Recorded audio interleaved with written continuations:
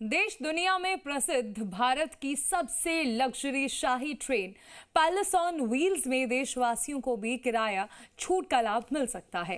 हाल ही में राजस्थान सरकार ने प्रवासी राजस्थानी दिवस के दौरान दिसंबर और जनवरी महीने के लिए प्रवासी राजस्थानियों के लिए पैलेस ऑन व्हील्स में 25% किराया छूट का लाभ दिया था।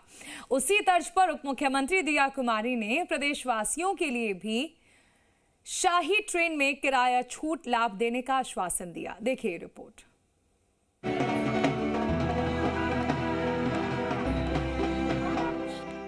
पैलेस ऑन व्हील्स की यात्रा, प्रवासी राजस्थानियों को छूट दिसंबर और जनवरी माह के लिए लागू। आम जन को भी किराए में छूट का आश्वासन।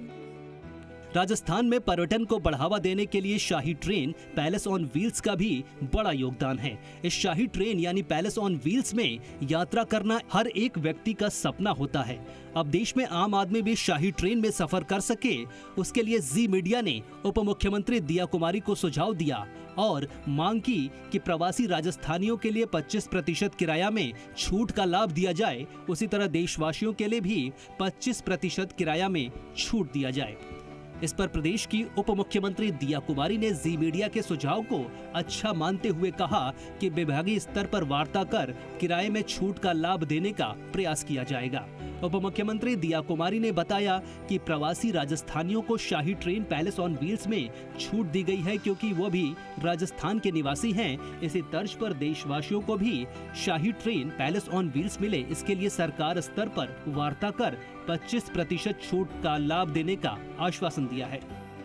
पैलेस ऑन व्हील्स में हम लोग पूरा प्रयास करते हैं कि हमारे जितने भी पर्यटक आते हैं और हमारे जैसे नॉन रेजिडेंट इंडियंस राजस्थानी है जो आ रहे हैं 10 तारीख को कार्यक्रम में, उस दिन और उसके थोड़े दिनों तक हम लोग उनको भी छूट दे रहे हैं क्योंकि ज्यादा से ज्यादा वो हमारे देखा जाए तो वो हमारे एक एम्बेसडर्स ही हैं जो चाहे किसी और प्रदेश में रहते हैं या किसी और देश में रहते हैं, वहाँ राजस्थान का प्रचार प्रसार करें।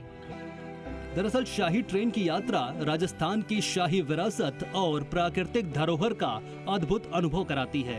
कुल मिलाकर पैलेस ऑन व्हील्स केवल एक ट्रेन नहीं बल्कि भारत की समृद्ध विरासत, संस्कृति, मेहमान नवाजी का चलता फिरता प्रतीक है। दामोदर प्रसाद, जी मीडिया, जयपुर।